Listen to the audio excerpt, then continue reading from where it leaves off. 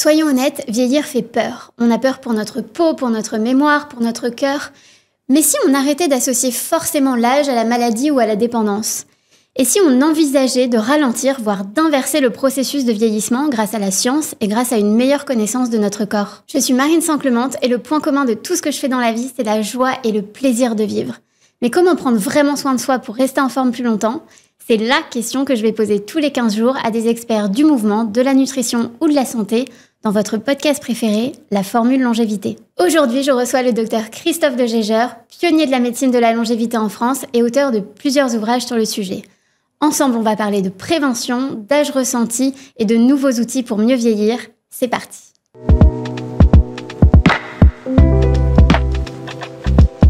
Bonjour Christophe, merci d'être avec nous aujourd'hui. Bonjour à vous, merci de m'avoir invité. Alors pour celles et ceux qui ne vous connaissent pas encore, vous êtes gérontologue de formation. Vous avez fondé aussi l'Institut Prévention Santé Longévité à Paris. Et toute votre carrière, on peut dire que vous avez milité pour une autre approche de la santé, plus préventive, plus intégrative. Et du coup, j'aimerais vous poser une question. Vous, au tout début, qu'est-ce qui vous a amené à vous intéresser au vieillissement plus comme un processus de vie que comme une fatalité ? Alors, je m'y suis intéressé très tôt en réalité, puisque c'est même adolescent et c'est ça qui m'a ensuite motivé à faire des études de médecine et aller ensuite beaucoup plus loin à la faculté des sciences, etc. Ce qui m'a frappé, c'est, et je le dis régulièrement, je l'écris, c'est de constater qu'il y a des jeunes de 70 ans et des vieux de 50 ans. Et je me suis dit, cet écart de vie, qui est un écart de 20 ans, c'est extraordinaire. Quand on vous dit, par exemple, à vous, est-ce que vous voulez vivre 20 ans de plus à un moment donné? Je veux dire, ça a une valeur infinie. C'est pas l'équivalent d'une voiture, d'un yacht ou d'un avion de luxe ou n'importe quoi. C'est immense. C'est la vraie vie. Pouvoir vivre 5 ans, 10 ans, 20 ans de plus en bonne santé. La chose importante, c'est la bonne santé. Et ça, c'est fondamental et c'est ça qui m'a passionné. Alors, maintenant, il faut se remettre 40 ans avant, voire 50 ans avant. Peu de gens s'intéressaient au vieillissement à l'époque, puisqu'on était dans le boom des pathologies, on découvrait beaucoup de nouveaux traitements, de moyens diagnostiques qui étaient passionnants, etc.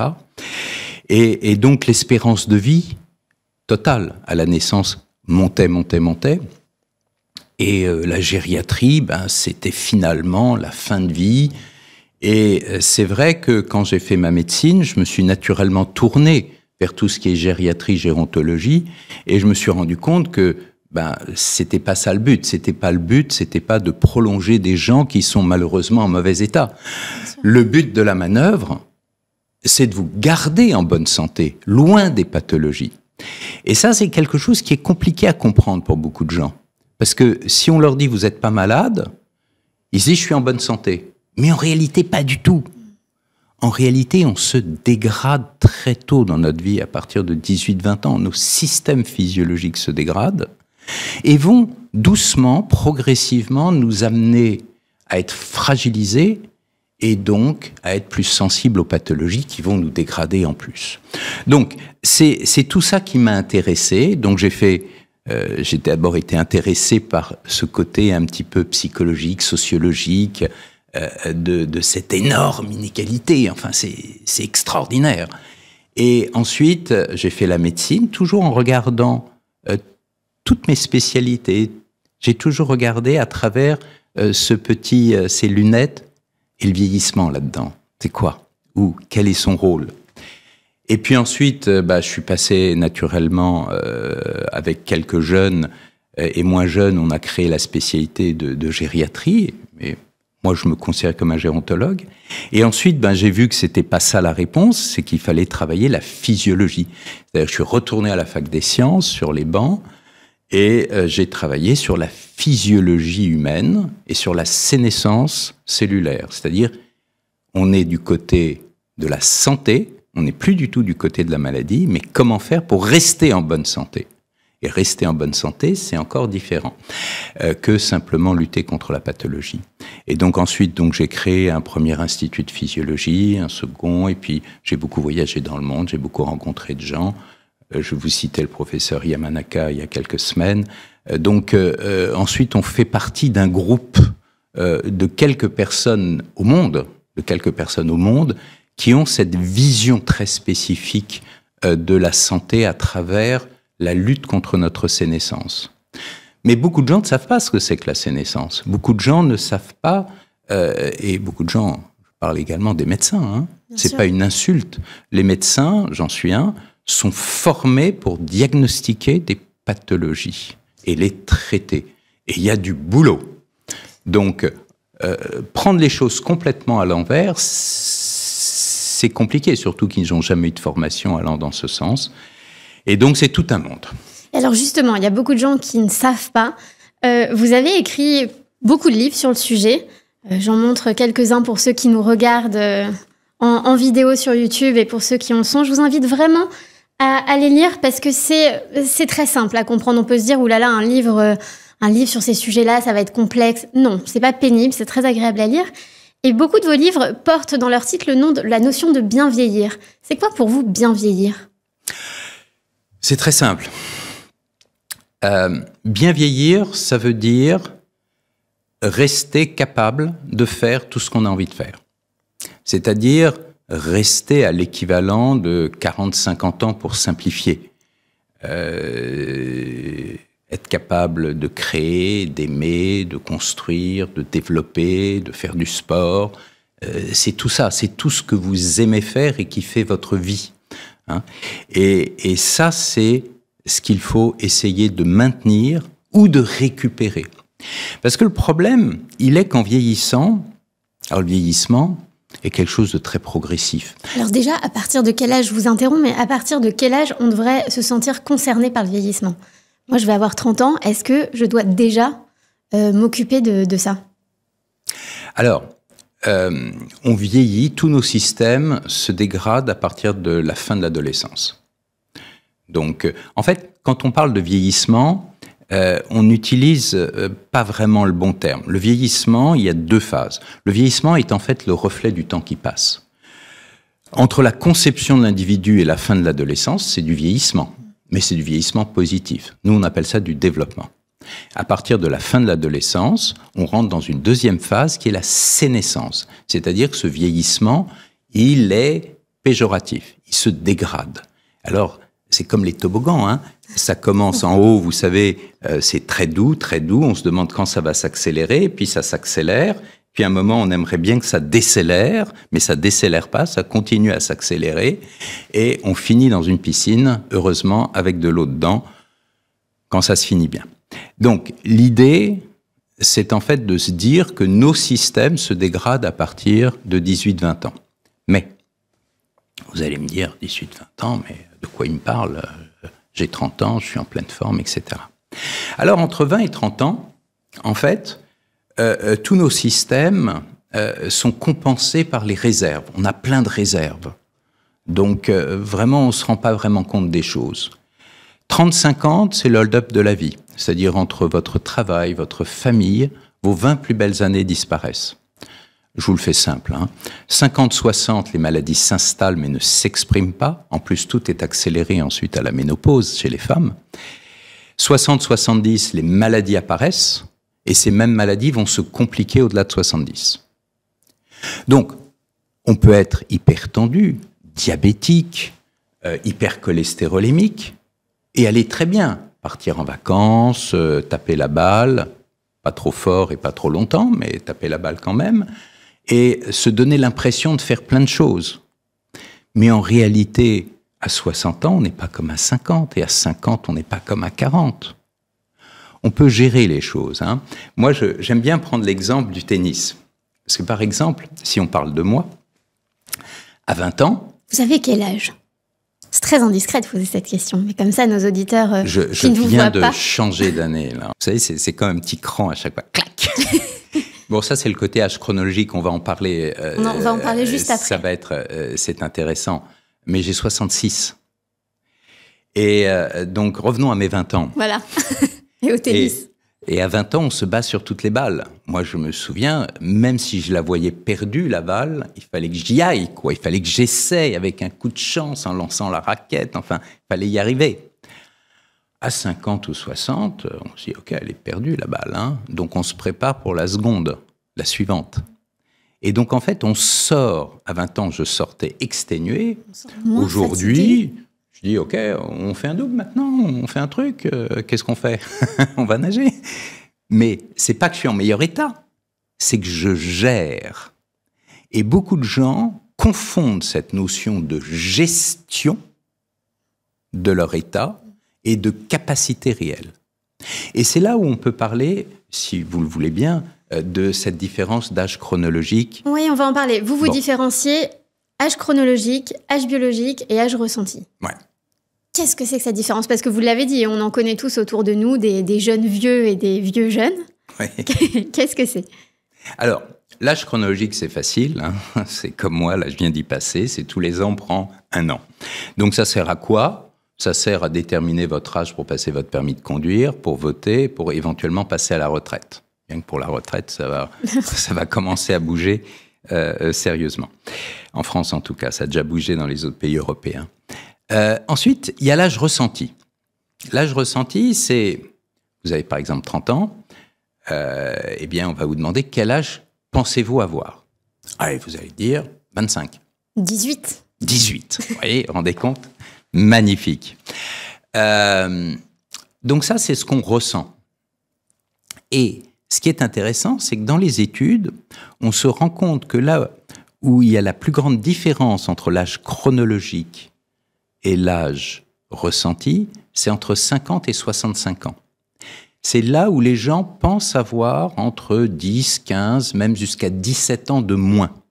Par exemple, à 65 ans, si vous avez la sensation d'avoir 50 ans, vous vous comportez comme quelqu'un de 50 ans, ou vous pensez dans votre tête avoir 50 ans, mais la réalité, elle peut être totalement différente. Parce que nos yeux sur nous-mêmes sont très trompeurs. On n'aime pas se voir plus vieux. Donc on préfère se dire « je suis plus jeune ». Et on a toujours des gens en face de soi, des amis, des collègues, qui sont moins capables de faire de choses que nous. Et donc on se dit « on est en meilleur état qu'eux, donc je suis plus jeune et tout va bien ». En plus, il y a cette notion intéressante qui est la peur de l'âge. Beaucoup de gens ont peur au-delà d'un certain âge, si vous voulez. Moi, ça m'a amusé parce que il y a quelques mois, je suis arrivé à un stade, si vous voulez, c'est du chronologique, où j'avais le droit à ma pleine retraite. Donc c'est amusant. Ça veut dire que je pourrais partir à la retraite avec ma pleine retraite. Bon, mais moi, ma vie professionnelle, elle commence. Si vous voulez, c'est pas maintenant que je vais partir à la retraite, ça serait une punition. Parce que c'est maintenant que j'ai accumulé plus de 40 ans, voire plus de savoir. Je connais bien mon métier, je sais où on doit aller pour aller encore plus loin, pour être encore meilleur. Donc toute cette expérience, il est très important qu'on ne la perde pas. Si je pars à la retraite sur une plage ou aller pêcher au bord d'un lac, on perd cette expérience. Hein? La retraite, c'est une forêt qui brûle, c'est une bibliothèque qui brûle, comme le disaient certains. Donc, alors là, je parle pour les métiers de passion. Hein? Clairement, c'est très important de voir la différence. Et ensuite, vous avez... Alors, si, allons jusqu'au bout. Quand vous avez 65 ans et que vous pensez que vous en avez 50, vous vous comportez comme à 50, alors que physiologiquement, vous êtes peut-être à 70. Ça veut dire que vous n'allez pas adopter des attitudes santé, de préservation de votre corps et de votre esprit, et vous allez favoriser du coup l'avènement de pathologies. Donc, vous voyez, c'est très important d'avoir une vision objective. Et c'est là, si on veut parler de vision objective, on va parler d'âge physiologique. Et l'âge physiologique, c'est en fait votre âge fonctionnel. Et ça, il va se calculer sur les différents systèmes physiologiques qui vous composent, c'est-à-dire vos artères, votre cœur, votre poumon, vos reins, votre cerveau, votre peau, vos os, vos muscles, etc. Et on sait très bien où on en est à 20 ans, et on sait très bien que ça se dégrade tout au long de la vie. Et donc, on peut voir si à 50 ans, par exemple, vous avez peut-être une rigidité artérielle de quelqu'un de 65 ans, donc on retrouverait normalement chez quelqu'un de 65 ans, mais qui montre, qui prouve que vous avez le risque, du coup, réel de quelqu'un de 65 ans. Donc, ça, c'est très important. La deuxième chose qui est fondamentale sur l'âge physiologique, c'est qu'il peut évoluer. Un âge chronologique, tous les ans, c'est clac, un coup en plus, un coup en plus, un coup en plus. L'âge physiologique, on peut l'améliorer. On peut agir. On peut agir. Et c'est ça qui est très important parce que ça va démontrer que telle ou telle attitude santé, entre guillemets, qui peut être des problèmes de diététique, des problèmes d'activité physique, etc., sont utiles ou pas. Si vous avez, je dis n'importe quoi, une masse musculaire de temps que vous allez faire de l'exercice physique pendant 3 mois et qu'on la remesure et que vous avez perdu 1 kilo de muscle, il y a un problème. Et c'est pour ça que beaucoup de gens refusent cet âge physiologique parce qu'il est dans la réalité. Et les gens préfèrent rester dans des visions un petit peu alambiquées, un petit peu mystiques des choses. Ah, ben je prends ma tisane comme ça, donc je détoxifie mon foie, donc je vais vivre plus longtemps, etc., etc. Donc, ce que nous apporte la science, je ne dis pas la médecine, je dis la science aujourd'hui, c'est la capacité de voir comment nous allons vieillir, au sens de sénescence. Et il y a un truc qui est terrible, c'est qu'en fait, les gens, c'est ce que moi j'appelle la double punition. C'est-à-dire que les gens qui aujourd'hui ont un âge physiologique supérieur à leur âge chronologique vieillissent aussi plus vite. Hein, c'est ce qu'on appelle la vitesse de vieillissement, tout bêtement. Eh bien, donc, vous êtes en mauvais état, vous allez vieillir plus vite. Mais si vous améliorez votre état, à ce moment-là, vous allez ralentir cette vitesse. Alors parlons très concrètement. Aujourd'hui, quelles sont les grandes causes d'un vieillissement prématuré, accéléré? Est-ce que c'est le stress? Est-ce que c'est une mauvaise alimentation? Est-ce que c'est la sédentarité? Est-ce que c'est un peu tout ça à la fois? Dans les patients que vous recevez dans votre institut, qu'est-ce que vous voyez comme schéma un peu commun? Alors, il y a 2 choses.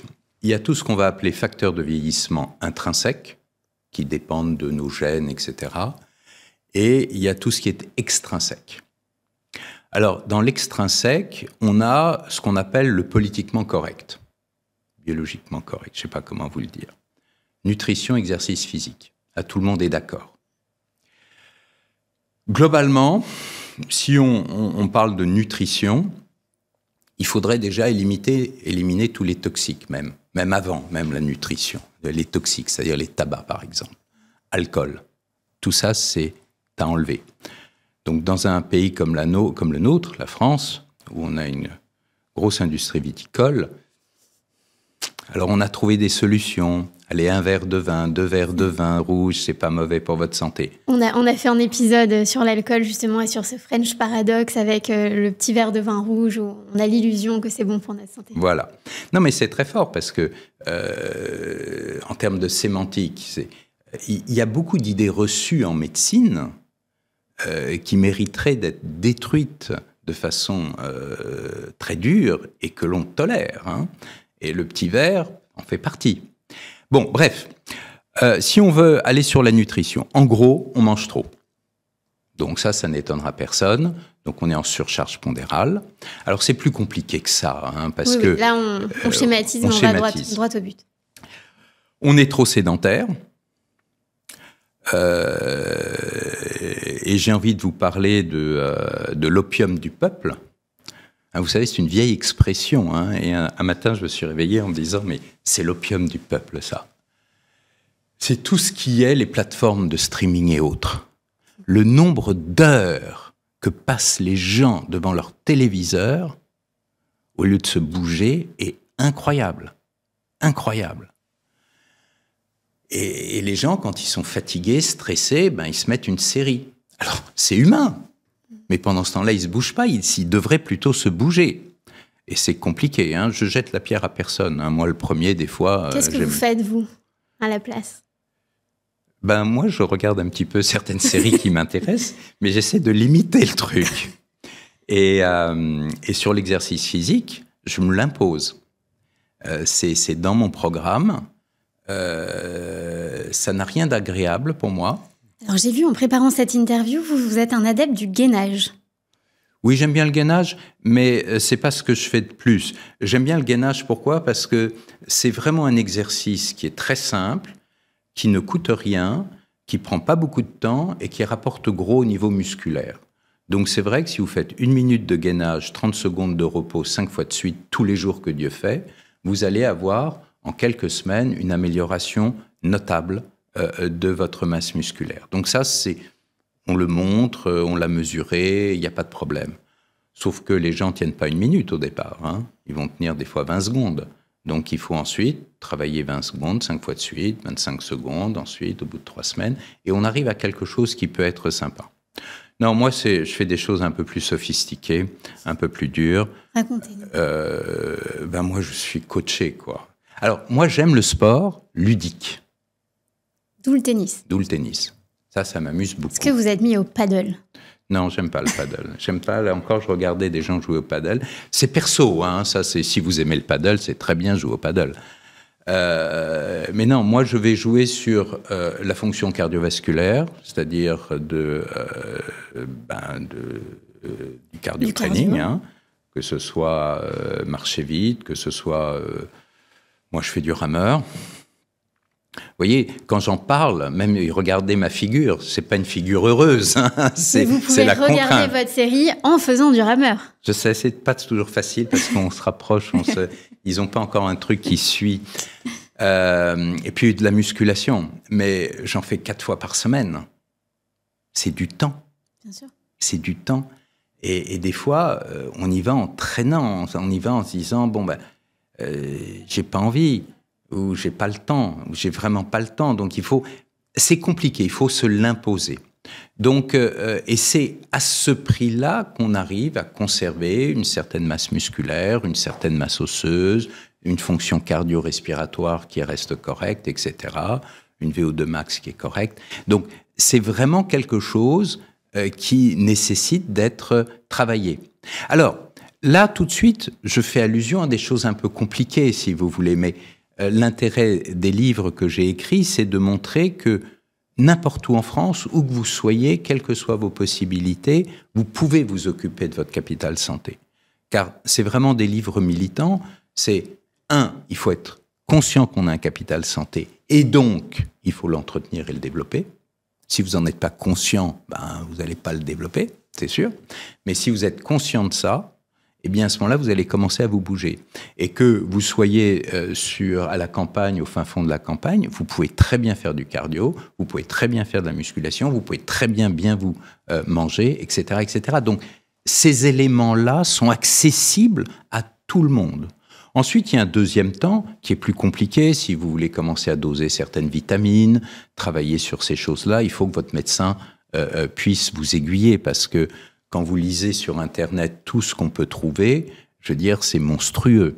Il y a des choses totalement erronées qui tiennent pas la route et qui sont limite dangereuses. Donc, il faut qu'il y ait un professionnel qui puisse vous guider quelque part.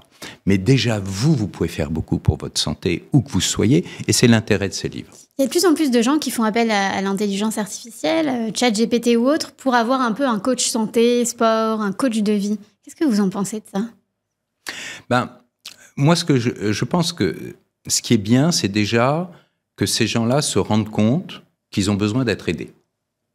Et que c'est vrai que lorsque vous avez une petite appli qui vous dit, par exemple, faites la planche, qui met une petite musique entraînante, etc., ça peut aider certaines psychologies.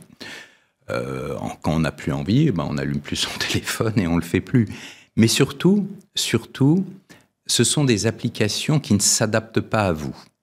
C'est-à-dire que quand vous avez un être humain en face de vous, il va tout de suite, en quelques secondes, vous évaluer la façon dont vous rentrez dans la pièce, la façon dont vous vous asseyez, la façon dont vous marchez. Tout ça est plein d'indications que l'appli ne peut pas reconnaître.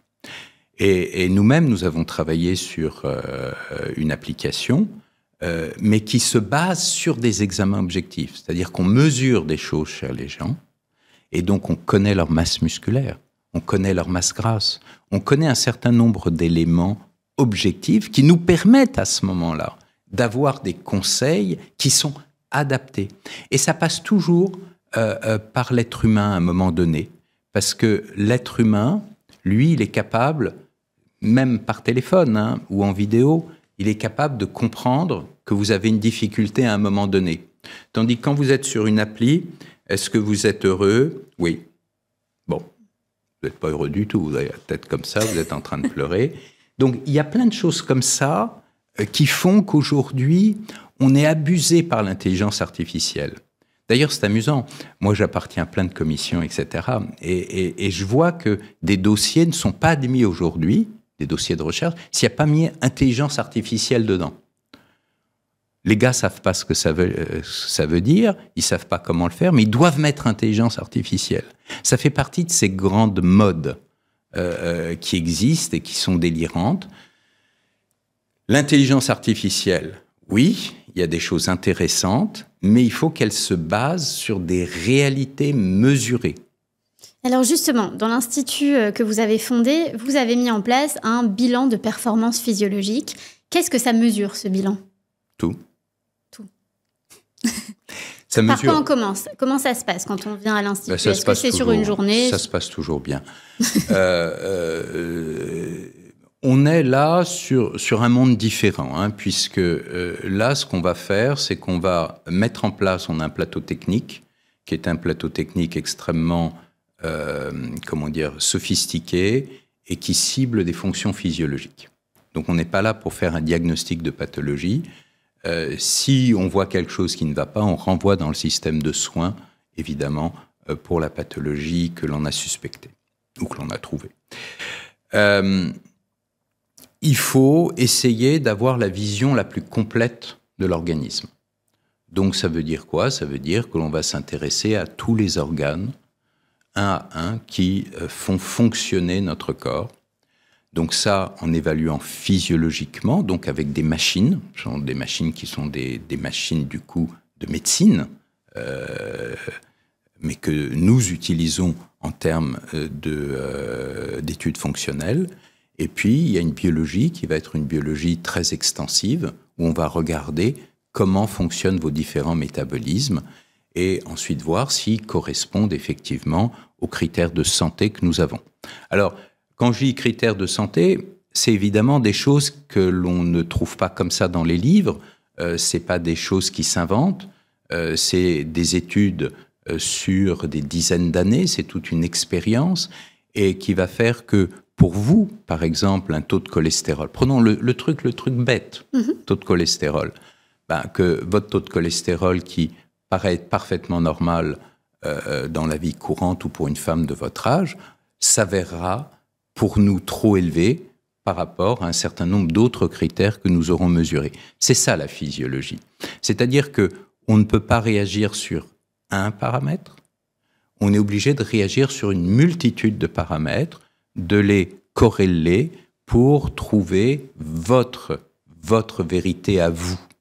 Et là, c'est quelque chose qui est très important parce que en médecine, de façon générale, on réagit par rapport à des normes. Mais des normes, c'est quelque chose de très artificiel, une norme.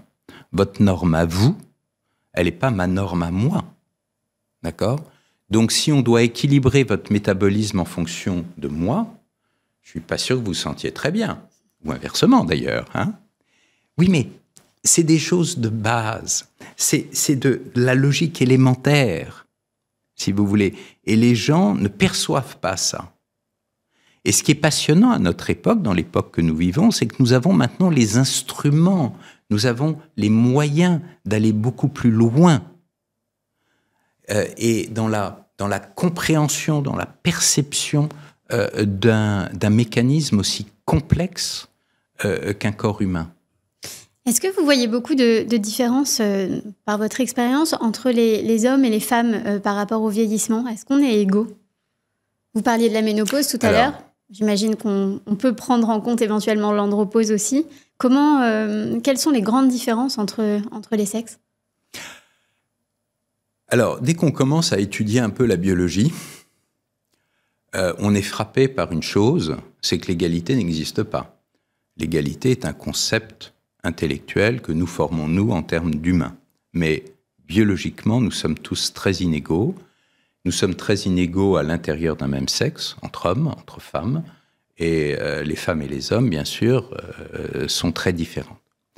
Mais la ménopause, par exemple, est un exemple. Mais les hommes connaissent une forme d'andropause. Mais il faut savoir que la testostérone, qui est la principale hormone masculine, entre l'âge de 20 ans et l'âge de 50 ans, elle diminue de 50%. Donc ça n'a pas la brutalité de la ménopause, où tout à coup, autour de la cinquantaine, vous avez une chute des hormones féminines, œstrogène et progestérone. Nous, chez nous les hommes, ça diminue très doucement, on a le temps de s'y habituer, et il n'y a pas de cataclysme. Mais ça change, tout ça, ça change, et ça fait partie du vieillissement de chaque individu. Et on est très inégaux dans les vieillissements des individus. C'est-à-dire que vous avez des individus qui vont plus vieillir sur le côté cardiovasculaire à partir d'un certain âge, d'autres à partir d'un autre âge, d'autres c'est l'immunité, etc. Donc, proposer la même prise en charge à tout le monde amène forcément un manque d'efficacité, je dirais. Donc, l'intérêt aujourd'hui de ce que nous pouvons faire, et de plus en plus dans le monde, je veux dire, parce que de plus en plus de gens se rendent compte de ça, que on est différent, il nous faut des réponses différentes, que c'est compliqué. C'est pas parce qu'il y a une pub où on a 3 flacons d'un produit X sur Internet pour le prix de 2 qu'il faut qu'on le prenne parce que ça nous fera du bien, même si Madame Z à tel endroit dans le Kansas ou Monsieur Y au fin fond de l'Alaska dit que c'est mieux ou que c'est bien. Non, c'est pas ça la vie. La vie aujourd'hui, elle est malheureusement complexe, la vie, c'est-à-dire le système humain. Mais si on reprend les facteurs de vieillissement, parce que là on a beaucoup digressé, les facteurs de vieillissement, il y a une chose que l'on peut dire et qui peut être intéressante, c'est que moi quand j'ai commencé mes études, on mettait tout sur le génome. 80% du vieillissement, c'est vos gènes. Donc changez rien à votre vie, puisque finalement, c'est vos gènes. Vous êtes déterminé. Voilà, vous êtes déterminé. Et maintenant, on a complètement changé. J'ai même vu, là, il y a peu de temps, lu quelqu'un qui disait c'est 7% les gènes. Bon. Alors ensuite, s'il faut regarder, il faut entrer dans les articles, il faut regarder les critères, etc. C'est peut-être tout de même un peu plus que 7%. Et je pense que c'est différent en fonction des individus. Et les gens qui ont une vie parfaite, ils n'ont pas une longévité de 120 ans, hein. D'accord ? Donc c'est extraordinairement complexe. Mais si on a une vie correcte au sens de pas d'excès, pas de sédentarité, pas trop de stress ou une bonne gestion du stress, un bon sommeil, pas de toxiques. En fait, tout ce que nous apportent les fameuses zones bleues dont vous avez certainement entendu parler, eh bien on met plus de chances de son côté de bien vieillir. D'accord ? D'éloigner l'arrivée des pathologies qui vont nous tuer. C'est les pathologies qui nous tuent, hein ? N'oublions pas ça. Il y a eu plusieurs études qui ont été publiées aux États-Unis, des études intéressantes. Nous, on n'autopsie pas nos morts dans les maisons de retraite. D'accord ? Mais aux États-Unis, vous avez des études qui ont systématiquement autopsié les gens dont on disait qu'ils étaient morts de mort naturelle. C'est intéressant comme concept. Eh bien, il n'y avait jamais de mort naturelle. Enfin, de mort naturelle. Excusez-moi. Il y avait toujours une pathologie derrière. Il y avait toujours une pathologie derrière. Les gens n'étaient pas assassinés. C'était toujours une embolie pulmonaire, un cancer, même des tuberculoses, des choses comme ça. Il y avait toujours quelque chose derrière. Donc c'est intéressant parce que ça veut bien dire que si l'on arrive à retarder un maximum ces pathologies, ça veut dire aussi qu'on va tout de même vieillir plus longtemps. Mais dans quelles conditions ? Alors vous parlez aussi souvent de l'inflammation silencieuse comme facteur majeur du vieillissement. Comment on la détecte, cette inflammation silencieuse ? Alors, il y a beaucoup de polémiques là-dessus. Parce que tout le monde parle de l'inflammation. Ça fait partie de ces mécanismes du vieillissement. Hein. Dans les mécanismes du vieillissement, vous avez des choses comme la glycation, le neuroendocrinien, le stress oxydant, vous avez l'inflammation, vous avez les télomères, etc. etc. L'inflammation, elle est compliquée à détecter, en fait. Parce qu'on ne peut la Alors, soit elle est évidente, mais c'est une inflammation d'organes, par exemple, un gros genou. Bon, donc ça, c'est pas ça dont on parle. On parle d'une inflammation interne, d'une augmentation des protéines de l'inflammation.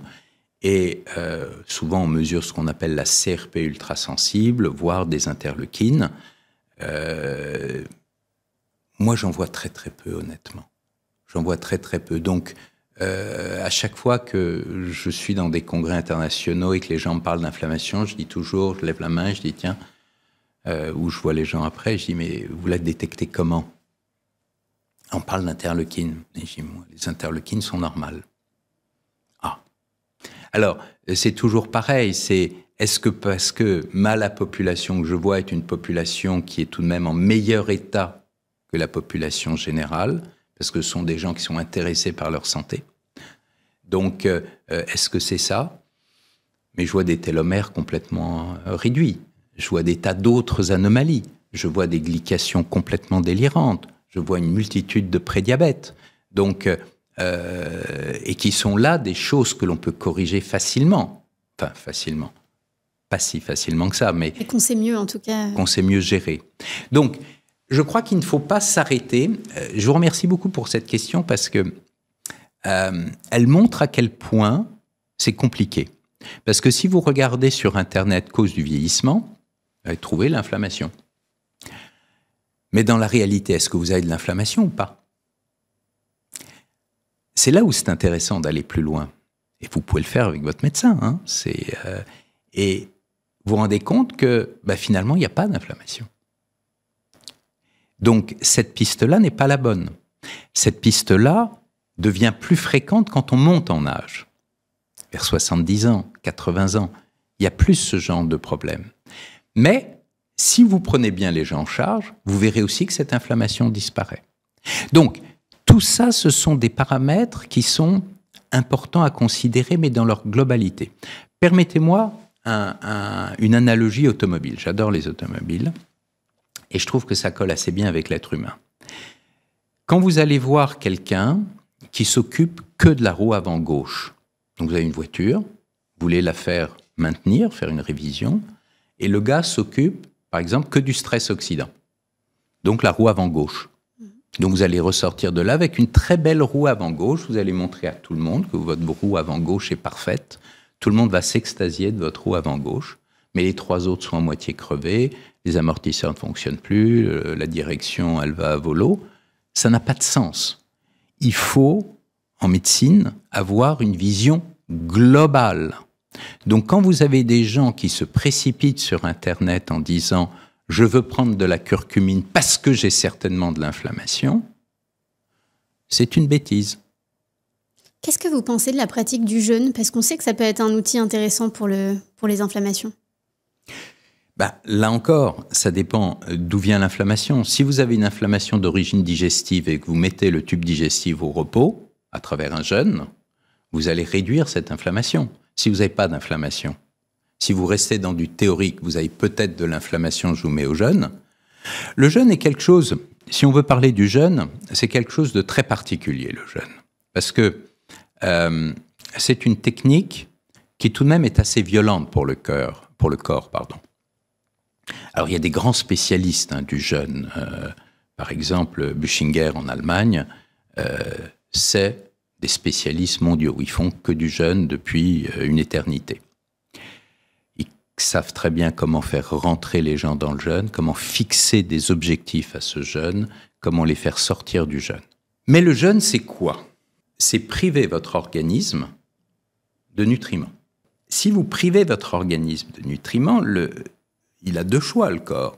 Il peut se laisser mourir, ou il peut, à ce moment-là, passer sur un système B. Et le système B, ça va être des restrictions partout. Ça veut dire que la moindre chose qu'on avait mis avant sous le tapis comme nutriments, on va les utiliser. Donc, on va même faire les poubelles des cellules pour retrouver des corps organiques et les utiliser. On va aller chercher où? L'énergie dans la graisse. Et où est-ce qu'on va chercher les autres nutriments structuraux? Dans le muscle. Dans le muscle. Donc, Nous, on a fait beaucoup de travaux, si vous voulez, en mesurant avant et après des jeunes l'évolution des gens. C'est pas si simple que ça.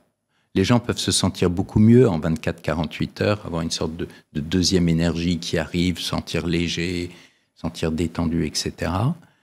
Mais physiologiquement, c'est pas simple. Alors ensuite, vous avez les jeûnes intermittents.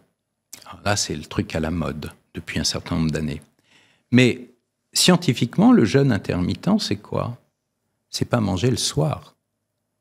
Or, les gens ne mangent pas le matin. D'abord parce qu'ils sont pressés, ils n'ont pas faim, donc ils sautent leur repas du matin. Parce qu'on n'a que des pains au chocolat et des croissants à manger, donc on préfère s'abstenir. Il faut venir chez moi, vous n'aurez pas ça. Hein. Et normalement, c'est le soir. C'est le soir pour éviter cette digestion nocturne, etc. Et permettre au corps de bien se comporter. Et l'autre intérêt, c'est quoi? C'est de manger moins de calories. Donc, si vous passez de 3 à 2 repas, bien sûr, vous mangez moins de calories. Et surtout, le repas du soir, où souvent les gens mangent le plus, si vous voulez. Donc, il y a là un faux effet. Hein. Donc, l'intérêt du jeûne intermittent, c'est pas le jeûne intermittent, c'est que vous mangez moins.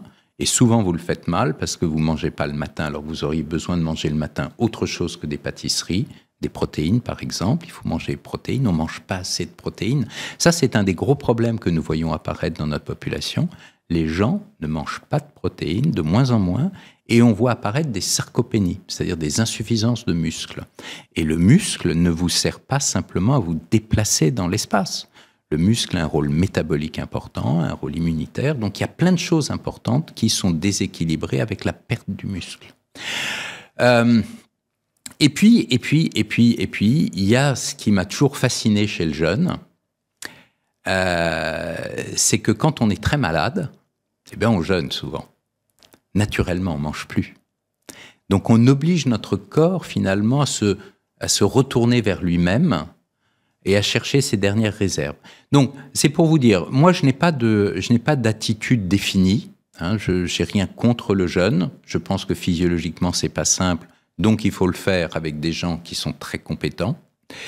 Je pense que le jeûne n'est pas quelque chose qui va jouer sur la longévité, sauf s'il vous aide à régler des pathologies. D'accord ? Mais vous ne pouvez pas faire du jeûne tout le temps, quoi. Hein, et le corps, il a besoin, en fait, d'un équilibre. Il a besoin de régularité. Et donc, il faut trouver une alimentation, comme aussi bien qu'une activité physique, régulière. Et cette régularité vous permet ensuite d'être sur le côté du vieillissement le meilleur. Alors, on a parlé de l'importance d'avoir une vision globale. Pourtant, il y a un sujet dont on parle quasiment jamais quand on parle de longévité, c'est la sexualité, qui est pourtant assez centrale dans nos vies. Est-ce que faire l'amour plus souvent pourrait nous faire vivre plus longtemps ? Alors, s'il y a un sujet où il n'y a vraiment pas de normes, c'est bien la sexualité. Moi, j'ai l'habitude de dire que soyez heureux, c'est tout. Il y a des gens qui sont heureux en faisant l'amour tous les jours. Il y en a des gens où c'est une fois par semaine. Ça fait partie de la vie. Enfin, pour beaucoup de Français ou beaucoup de gens au niveau international, faire l'amour fait partie de la vie. Donc, c'est tout ce que j'ai envie de vous dire. Ensuite, en vieillissant, vous avez un certain nombre de choses qui se dérèglent chez nous et qui font que la libido va diminuer, qui font que la qualité de l'érection va diminuer chez l'homme, qui vont faire que la libido va diminuer chez la femme, qu'il va y avoir des problèmes locaux qui vont exister. Et tout ça, ensuite, il y a un énorme problème psychologique. Car très souvent, qu'est-ce qui fait la différence ? C'est le côté psychologique, c'est-à-dire la qualité de la relation avec l'autre. Quand vous aimez quelqu'un, vous n'avez pas le même regard que si vous le tolérez, vous n'avez pas la même vision sur la sexualité. Ensuite, entre nous, soit dit, j'ai jamais vu, mais j'ai peut-être pas tout vu, d'études en double aveugle sur 30 ans qui montrent qu'un groupe qui fait pas l'amour à un groupe qui est obsédé vit plus longtemps que l'autre. Non, je crois que ce qui est important pour bien vieillir, c'est d'être heureux. Et pour être heureux, il faut être dans le monde, c'est-à-dire avec les autres. C'est difficile d'être heureux quand on est simplement dans son coin en ermite. Donc, les autres, si on a une qualité si on a un couple qui fonctionne, où on est heureux, etc., ça vient tout naturellement. Et puis la sexualité, ensuite, elle évolue. Tous les couples ont leur sexualité. Donc, pas de règles. Soyez heureux. Pas de règles. Alors, dans la longévité, on en a parlé juste avant de commencer l'interview. C'est vraiment une bulle. Toutes les semaines, il y a des nouvelles choses qui arrivent. Est-ce qu'il y a une innovation ou un élément qui, pour vous, sort vraiment du lot et qui est très prometteur pour les prochaines années? Alors, je vous rejoins tout à fait dans cette notion que la longévité est quelque chose à la mode aujourd'hui. Si on ne parle pas de longévité, on est has-been. Et donc, tout le monde parle de longévité. J'ai pas vu encore de croissant longévité. Mais ça va peut-être venir. C'est comme ça. Et évidemment, quand on aura fait le tour, on reviendra et on passera à autre chose. Mais la longévité, la médecine de la longévité, c'est pour ça que j'ai écrit un livre, rien que sur la médecine de la longévité. C'est un concept qui est un concept très fort, qui intéresse les êtres humains depuis des siècles et des siècles, puisque dès que les gens commençaient à être un peu puissants et riches, tout ce qu'ils cherchent ensuite, c'est à rester sur Terre. Et on le voit bien, nos grands milliardaires internationaux, dès que l'argent n'est plus un problème, ils s'intéressent à rester en vie, pour ne pas faire comme le créateur d'Apple, qui est mort très jeune, à 50 ans, d'un cancer. Donc ils se disent, être riche, c'est bien, mais il faut en profiter très très longtemps. Donc tout le monde s'intéresse à ça. Et il y a de très nombreuses recherches qui sont faites dans le monde pour essayer de casser cette espèce de limite, qui est la limite d'ailleurs que seule Madame Calment a atteinte, 124 ans. Mais dans quel état? Dans quel état? Moi, quand je parlais de longévité il y a une quinzaine d'années, les gens venaient « Oh, longévité, Jeanne Calment !» Mais surtout pas, surtout pas. Non, la longévité, ça ne peut se conjuguer qu'avec la santé. Donc, le principal aujourd'hui, c'est de rester en bonne santé et ensuite, le plus longtemps possible. Alors, est-ce qu'il y a des éléments déterminants aujourd'hui? Non, il n'y a pas d'éléments déterminants. Il y a une multitude de choses. Et cette multitude de choses, c'est un petit peu comme un concert philharmonique.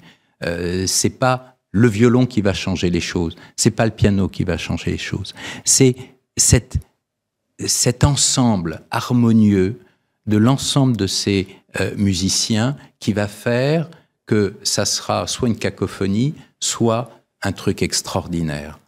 Et aujourd'hui, on se rend de plus en plus compte que c'est cette maîtrise de cette complexité qui est importante, et c'est à travers cette maîtrise qu'on va pouvoir faire des avancées importantes. Alors Christophe, je pourrais rester avec vous pendant des heures, mais à un moment, il va falloir que l'épisode touche à sa fin. Avant de vous quitter, j'aimerais bien vous poser les 3 questions signatures de la formule longévité, auxquelles je vais vous demander de répondre aussi instinctivement que possible. Est-ce que vous êtes prêt? Je suis toujours prêt. Alors, si vous pouviez revivre une année de votre vie, quel âge chronologique, du coup, choisiriez-vous? Alors, il y a des gens qui vont vous dire 20 ans, ou 25 ans, ou 30 ans. Non, moi, je suis bien dans chacun de mes âges, parce que en réalité, on grandit, et chaque expérience, vous, par exemple, aujourd'hui, c'est une expérience, et cette expérience vous fait grandir, vous faites meilleur, et tout à l'heure, je vais rencontrer d'autres gens, et ça va être passionnant parce que j'ai vécu tout le reste avant. Donc c'est cette construction, cette éternelle construction qui fait que je suis bien aujourd'hui. Est-ce que c'est important pour vous de vivre longtemps? Ah ouais, c'est primordial. C'est primordial parce que chaque jour m'apporte de nouvelles idées, m'apporte de nouveaux projets. Et pour moi, je parlais de retraite tout à l'heure. Pour moi, je suis au début de ma carrière, quoi. Donc, vous imaginez qu'Albert Einstein soit vivant aujourd'hui, mais peut-être que les voyages intersidéraux, ça se ferait comme en 5 minutes, parce que ce gars-là avait un savoir qui ensuite se développe, qui s'augmente de plus en plus. Et quand il disparaît, eh bien, tout ça part. Il peut avoir des élèves, mais les élèves, c'est autre chose. Et donc, ce qui est important aujourd'hui, c'est vraiment, pour moi comme pour les autres, c'est de rester en bonne santé, mais c'est un job de rester en bonne santé. Et justement, quelle est votre formule longévité pour une vie aussi sereine et épanouie que possible?